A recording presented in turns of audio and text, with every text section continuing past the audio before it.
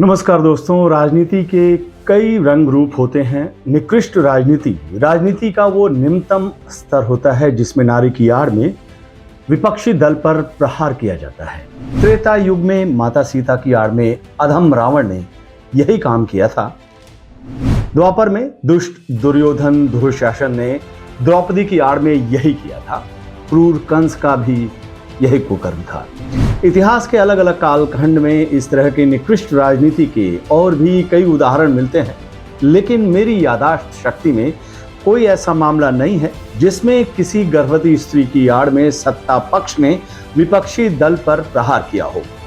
एक तो महिला, उस पर से गर्भवती महिला, एक अजन्मे शिशु को धारण करने वाली महिला, पतित से पतित शासक के लिए श्रद्धा और सम्मान की पात्र होती थी।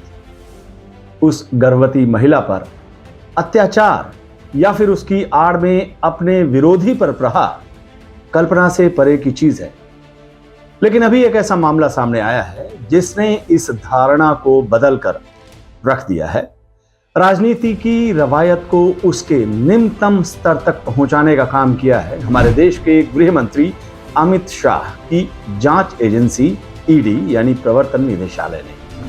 बिहार के उप मुख्यमंत्री श्री तेजस्वी यादव की पत्नी प्रेग्नेंट हैं।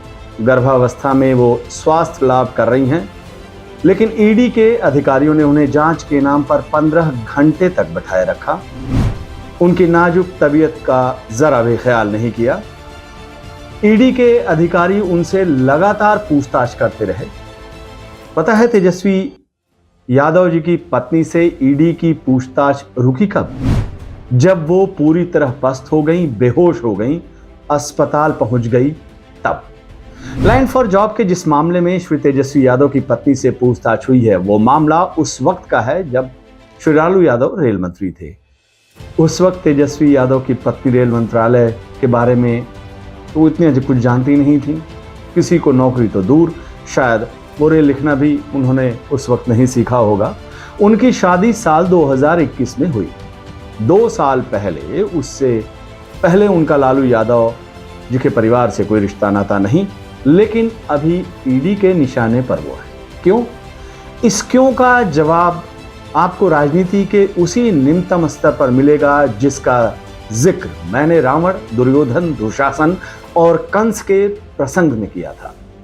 इस पूरे मामले का एक और पहलू खासा दिलचस्प है। लैंड फॉर जॉब के मामले में ईडी ने साल 2017 में तेजस्वी यादव पर निशाना साधा था। उस वक्त ईडी की भारी भरकम टीम ने तेजस्वी यादव के घर दफ्तर को खंगाला था, उनसे लंबी पूछताछ की थी, लेकिन उस वक्त उसे तेजस्वी के खिलाफ यानी ईडी को तेजस्वी के खिलाफ कुछ हासिल नहीं हुआ था। अब 8 साल बाद वो फिर तेजस्वी यादव के खिलाफ सक्रिय हुई है।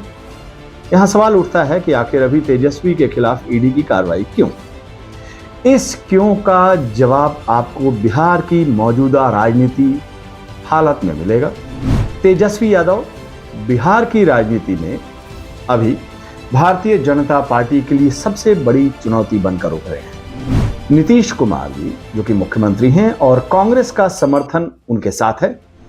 भारतीय जनता पार्टी हर हाल में उनके तेज को धूमिल करना चाहती है ताकि आगामी लोकसभा चुनाव में महागठबंधन से उसे किसी तरह की चुनौती नहीं मिले। अपने इसी मकसद को हासिल करने के लिए वो राजनीति के निकृष्टतम स्तर को क्रॉस कर रही है। एक नारी, तेजस्वी यादव की पत्नी की आड़ में ईडी अपने विरोधी पर प्रहार का कुकर्म कर रही है। मोदी जी और अमित शाह जी, यहां पर मैं आप दोनों को शिवाजी का एक वाक्य याद दिलाना चाहता हूं और गौर से सुनिएगा। उनकी याद इसलिए दिलाना चाह रहा हूं क्योंकि हिंदू हृदय सम्राट के तौर पर आप लोग उनका अक्सर जिक्र करते रहते हैं। वाकया यह था कि शिवाजी की सेना ने कल्याण के मुस्लिम सूबेदार को परास्त कर दिया था।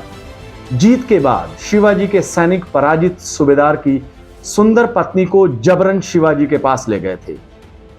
वो उस महिला को शिवाजी को जीत के तोहफे के तौर पर भेंट करने के इच्छुक थे, लेकिन पता है शिवाजी ने क्या किया था? उस महिला को अपमानित करने वाले अपने सैनिकों को उन्होंने जमकर लताड़ा था और फिर उस मुस्लिम महिला को सम्मान के साथ उनके परिवार के पास भिजवाया था। एक काम और किया था उन्होंने, शिवाजी ने उस महिला को मां कहकर संबोधित किया था और इस बात का अफसोस जताया था कि वो उनकी गर्भ से पैदा नहीं हो सके। अगर ऐसा होता तो वो भी उस महिला की तरह सुंदर होते। एक तरफ शिवाजी की ये उच्च भावना और दूसरी तरफ अपनी विरोधी की गर्भवती पत्नी तेजस्वी यादव की पत्नी के साथ अमित शाह के कर्मचारियों का ये दुर्व्यवहार। माननीय मोदी जी और शाह जी, राजनीति के इस निकृष्टतम स्तर के लिए आपको बहुत बहुत बधाई। आपकी निकृष्ट राजनीति की रवायत किस मुकाम तक पहुंचती है, पूरा देश इस पर नजर जमाए बैठा है। नमस्कार।